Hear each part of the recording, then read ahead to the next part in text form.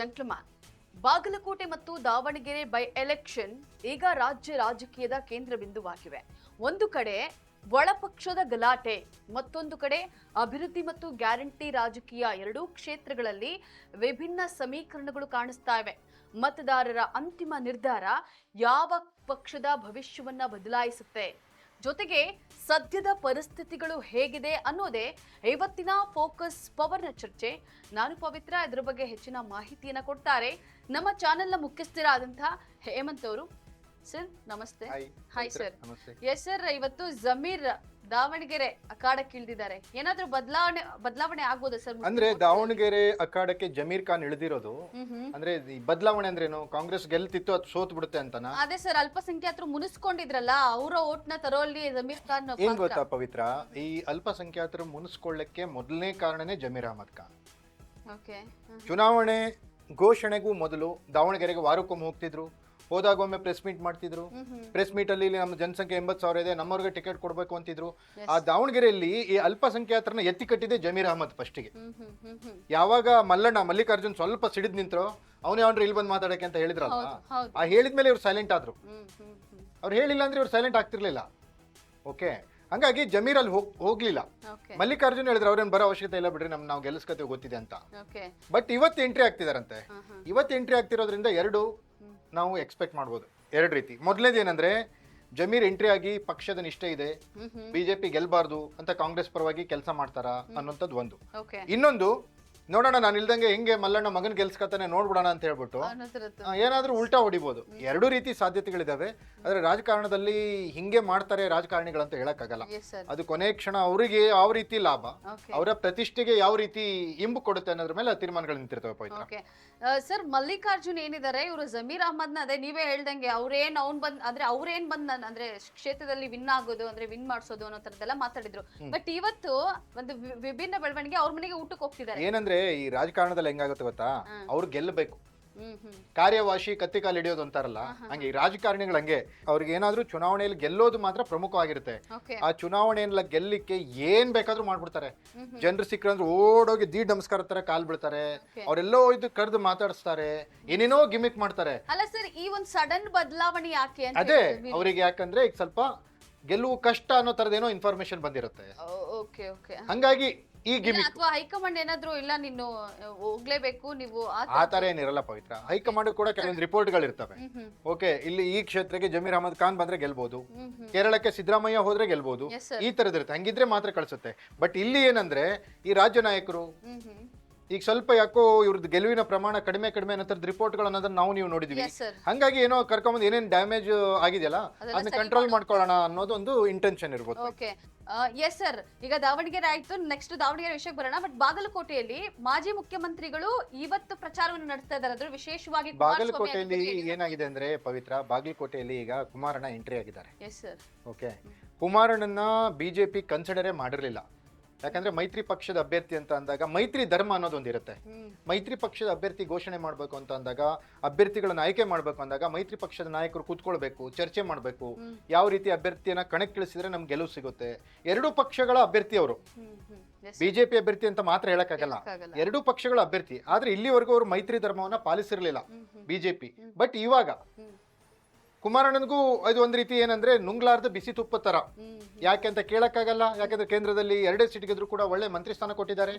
ರಾಜ್ಯದ ನಾಯಕರು ಅವ್ರನ್ನ ಕ್ಯಾರೆ ಅಂತಿಲ್ಲ, ಇವರು ಕೂಡ ರಾಜ್ಯ ನಾಯಕರು ಕ್ಯಾರೆ ಅಂತಿಲ್ಲ. ಮಾತೆತ್ತಿದ್ರೆ ಮೋದಿ ಅಮಿತ್ ಶಾ ಅಂತಾರೆ. ಬಟ್ ಏನೋ ಇಬ್ರು ಕೂಡ್ಕೊಂಡು ಹೋಗಿದ್ದಾರೆ. ಇವತ್ತು ಬಾಗಲಕೋಟೆಯಲ್ಲಿ ವ್ಯತಿರಿಕ್ತ ತೀರ್ಮಾನ ಆಗುತ್ತೆ, ವ್ಯತಿರಿಕ್ತ ರಿಸಲ್ಟ್ ಬರುತ್ತೆ ಅನ್ನೋದು ಕಾಂಗ್ರೆಸ್ ನಾಯಕರಿಗೂ ಶಾಕ್ ತರ್ತಾ ಇದೆ ಪವಿತ್ರ. ಎಸ್ ಸರ್, ಮೇಟಿ ಅವರಿಗೆ ಏನು ಉಮೇಶ್ ಮೇಟಿ ಅವರಿಗೆ ಗೆಲುವು ಅಷ್ಟು ಸುಲಭ ಅಲ್ಲ ಅನ್ನೋಂತ ಮಾತು ಖಂಡಿತವಾಗ್ಲೂ ಎರಡೂ ಕ್ಷೇತ್ರದಲ್ಲಿಯೂ ಕೂಡ, not only in Bagalkote Pavitra, in Davanagere also. Davanagere ಮತ್ತು ಬಾಗಲಕೋಟೆಯಲ್ಲಿ ಎರಡೂ ಕ್ಷೇತ್ರಗಳಲ್ಲೂ ಕಾಂಗ್ರೆಸ್ಗೆ ಈ ಕ್ಷಣದ ಮಾಹಿತಿಯ ಪ್ರಕಾರನೇ ಹೇಳೋದಾದ್ರೆ, ಕಾಂಗ್ರೆಸ್ಗೆ ಕಬ್ಬಿಣದ ಕಡಲೆ ಎರಡೂ ಕ್ಷೇತ್ರಗಳು. ಸುಲಭವಾಗಿ ತಿಂದ್ಬಿಡ್ತೀನಿ, ಅರಗಿಸ್ಕೊಂಡ್ ಬಿಡ್ತೀನಿ, ಗೆದ್ದು ಬಿಡ್ತೀನಿ ಅನ್ನುವಂಥ ಮನಸ್ಥಿತಿಲಿ ಕಾಂಗ್ರೆಸ್ ಎರಡೂ ಕ್ಷೇತ್ರದಲ್ಲೂ ಇಲ್ಲ.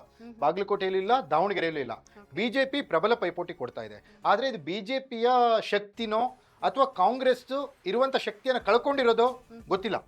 ಓಕೆ, ಆದ್ರೆ ಈ ಕ್ಷಣದವರೆಗೂ ಎರಡು ಕ್ಷೇತ್ರಗಳಲ್ಲೂ ಕಾಂಗ್ರೆಸ್ ಗೆಲುವು ನಿಚ್ಚಳವಾಗಿಲ್ಲ ಅಂತಾನೆ ಹೇಳ್ಬೋದು. ಸರ್, ಇವರು ಏನೇನೆಲ್ಲ ಗ್ಯಾರಂಟಿಗಳು ನೋಡ್ತಾ ಇದ್ವಿ, ಪಂಚ ಗ್ಯಾರಂಟಿಗಳು, ಇವೇನು ವರ್ಕೌಟ್ ಆಗ್ತಾ ಇಲ್ವಾ ಅಂತ ಕಾಂಗ್ರೆಸ್. ಈಗ ನೋಡಿ, ನಿಮ್ಗೊಂದು ಒಳ್ಳೆ ಎಕ್ಸಾಂಪಲ್ ಕೊಟ್ಬಿಡ್ತೀನಿ.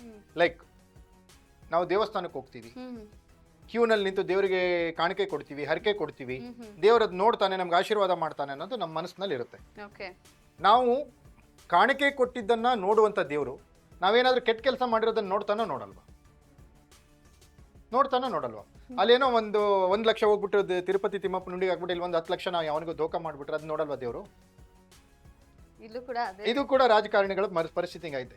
ಇಲ್ಲಿ ಮತದಾರರು ಅನ್ನೋರು ದೇವ್ರಿಗ, ಇವ್ರು ಒಳ್ಳೆ ಕೆಲಸ ಮಾಡಿದ್ದಾರೆ, ಗ್ಯಾರಂಟಿ ಕೊಟ್ಟಿದ್ದಾರೆ ಅನ್ನೋದನ್ನ ಜನ ನೋಡ್ತಿದ್ದಾರೆ ಅಂತಾನೆ ಅಂದ್ಕೊಳ್ಳಿ. ಇವ್ರು ಮಾಡಿರೋ ಕೆಟ್ಟ ಕೆಲಸಗಳನ್ನ ಜನ ನೋಡಿಲ್ವಾ? ಅದು ಕನ್ಸಿಡರ್ ಆಗೋದಾದ್ರೆ ಇದು ಕನ್ಸಿಡರ್ ಆಗ್ಲೇಬೇಕಲ್ವಾ? ಈ ಸಂದಿಗ್ಧತೆಯಲ್ಲಿ ಇವತ್ತು ರಾಜಕಾರಣಿಗಳಿದ್ದಾರೆ. ಎಸ್ ಸರ್, ಈಗ 135 ಆಲ್ರೆಡಿ ಮೆಜಾರಿಟಿಯಲ್ಲಿ ಗೆದ್ದಾಯ್ತು, ಇಲ್ಲಿ ಆಲ್ರೆಡಿ ನಡೆಸ್ತಾ ಇದ್ದಾರೆ, ಈಗ ಬೈ ಎಲೆಕ್ಷನ್ ನಡೀತಿರೋದು. ಬಟ್ ಈ ಒಂದು 2 ಕ್ಷೇತ್ರದ ಗೆಲುವು ಕಾಂಗ್ರೆಸ್ಗೆ ಯಾಕೆ ಮುಖ್ಯ? ಕಾಂಗ್ರೆಸ್ಗೆ ಯಾಕೆ ಮುಖ್ಯ ಅಂದ್ರೆ 3 ವರ್ಷದ ಇವರ ಆಡಳಿತ ವೈಖರಿಗೆ ಸಿಗುವಂತ ಮಾರ್ಕ್ಸ್ ಅದು. ಓಕೆ, ಅವ್ರ ಪ್ರೋಗ್ರೆಸ್ ರಿಪೋರ್ಟ್. 3 ವರ್ಷ ನೀವೇನ್ ಮಾಡಿದಿರಿ, ಜನ ನಿಮ್ಮನ್ನ ಸೋಲ್ಸಿದ್ರಲ್ರಿ ಅಂತ ಬಿಜೆಪಿ ಅವರು ಅಂತಾರೆ. ಇಲ್ಲ 3 ವರ್ಷ ನಾವು ಮಾಡಿದೀವಿ ನೋಡ್ರಿ, ಜನ ನಮ್ಮನ್ನ ಗೆಲ್ಸಿದ್ರು, ನೆಕ್ಸ್ಟ್ ನಮ್ಮನ್ನೇ ಗೆಲ್ಲಿಸ್ತಾರೆ ಅಂತ ಇವರು. 2028 ವಿಧಾನಸಭಾ ಚುನಾವಣೆಗೆ ಇದೊಂದು ಹೆಲ್ಪ್ ಆಗ್ಬೋದು ಅನ್ನೋದು ದಿಕ್ಸೂಚಿ. ಹೆಲ್ಪ್ ಅಲ್ಲ, ದಿಕ್ಸೂಚಿ. ಓಕೆ, ಜನರ ಮೈಂಡ್ ಯಾವ ರೀತಿ ಹೋಗ್ತಾ ಇದೆ ಅನ್ನೋದ್ರ ದಿಕ್ಸೂಚಿ. ಇವ್ರು ಕೊಟ್ಟಿರೋ ಗ್ಯಾರಂಟಿಗಳು ಎಷ್ಟರ ಮಟ್ಟಿಗೆ ಕೆಲಸ ಮಾಡ್ತಿದಾವೆ ಅನ್ನೋದ್ರ ದಿಕ್ಸೂಚಿ. ಇವರಿಬ್ರು ಕಚ್ಚಾಟ ಕಿತ್ತಾಟ ಏನ್ ಮಾಡ್ತಿದಾರಲ್ಲ, ಮುಖ್ಯಮಂತ್ರಿ ಬದಲಾವಣೆ ನಾನು ಆಗ್ಬೇಕು ಅಂತ, ಇದನ್ನ ಜನ ಯಾವ ರೀತಿ ತಗೊಂಡಿದ್ದಾರೆ ಅನ್ನೋದ್ರ ದಿಕ್ಸೂಚಿ. ಅಭಿವೃದ್ಧಿ ಕೆಲಸಗಳನ್ನೆಲ್ಲ ಮರೆತು ಇವ್ರು ಬರೀ ಗ್ಯಾರಂಟಿಯಿಂದ ಹೋಗ್ತಿದಾರಲ್ಲ, ಇದು ಜನರಿಗೆ ಯಾವ ರೀತಿ ಭ್ರಮ ನಿರಸನ ಉಂಟು ಮಾಡ್ತಾ ಇದೆ ಅನ್ನೋದ್ರ ದಿಕ್ಸೂಚಿ. ಜನರಲ್ಲಿ ಆಡಳಿತ ವಿರೋಧಿ ಅಲೆ ಯಾವ ಮಟ್ಟಿಗೆ ಬುಗಿಲೇಳ್ತಾ ಇದೆ ಅನ್ನೋದ್ರ ದಿಕ್ಸೂಚಿ ಇದು. ಸರ್, ಬಾಗಲಕೋಟೆಯಲ್ಲಿ ಯತ್ನಾಳ್ ಹೇಗೆ, ಈಗ ದಾವಣಗೆರೆಯಲ್ಲೂ ಕೂಡ ಜಮೀರ್ ಅದೇ ರೀತಿ ಇವ್ರು ಬಳಸ್ಕೊಂತಾ ಇದಾರ. ಇಲ್ಲಿ ಒಂದು ವೇಳೆ ಸೋಲ್ಸಕ್ಕೆ ಗೆದ್ರೆ ಓಕೆ, ಇವ್ರ ಒಂದು ಕಾಂಟ್ರಿಬ್ಯೂಷನ್. ಇವೆರಡು ಏನಂದ್ರೆ ಒಳ್ಳೆ ಪ್ರಶ್ನೆ ಇದು. ದಾವಣಗೆರೆಗೆ ಜಮೀರ್, ಬಾಗಲಕೋಟೆಗೆ ಯತ್ನಾಳ್. ಓಕೆ, ಅವರು ಗೆಲ್ಲಿಸ್ತಾರ ಸೋಲಿಸ್ತಾರ ಅನ್ನೋದು ಮಾತ್ರ ಗೊತ್ತಿಲ್ಲ ನನ್ಗೆ. ಆದ್ರೆ ಇವ್ರು ಯಾರು, ಜಮೀರ್ ಅಹಮದ್ ಖಾನ್ ಕಾಂಗ್ರೆಸ್ನವ್ರು ಬಿಟ್ಟು ಬಿಜೆಪಿ ಅವ್ರನ್ನ ಗೆಲ್ಸ್ಬಿಡ್ತಾರ ಅನ್ನೋಂಥದ್ದು ಒಂದು ಭಯ. ಅದೇ ರೀತಿ ಯತ್ನಾಳ್ ಬಿಜೆಪಿ ಅವ್ರ ಬಿಟ್ಟು ಕಾಂಗ್ರೆಸ್ನವ್ರು ಗೆಲ್ಸ್ಬಿಡ್ತಾರ ಅನ್ನೋಂಥದ್ದು ಭಯ. ಹಂಗೆ ಇವರಿಬ್ರು ಎಂಟ್ರಿ ಆಗಿರೋದ್ರಿಂದ 2 ಪಕ್ಷಗಳಲ್ಲೂ ಕುತೂಹಲ ಅನ್ನೋದು ಒಂದು.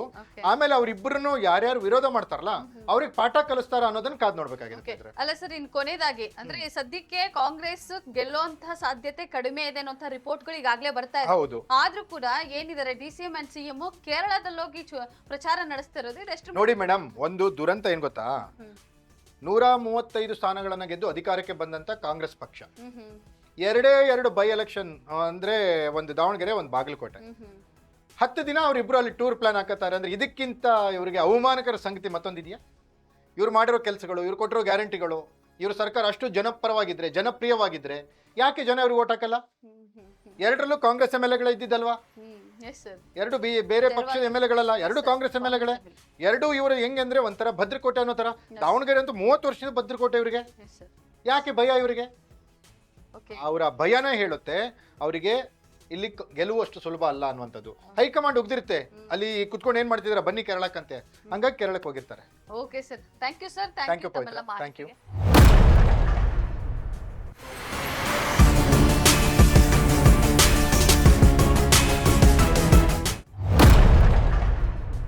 ಎಸ್, ನೋಡಿದ್ರಲ್ಲ ವೀಕ್ಷಕರೇ, ಇದಾಗಿತ್ತು ಫೋಕಸ್ ಪವರ್. ನೆಲ ಜಲ ಭಾಷೆಗಾಗಿ ನೋಡ್ತಾ ಇರಿ ಫೋಕಸ್ ಟಿವಿ.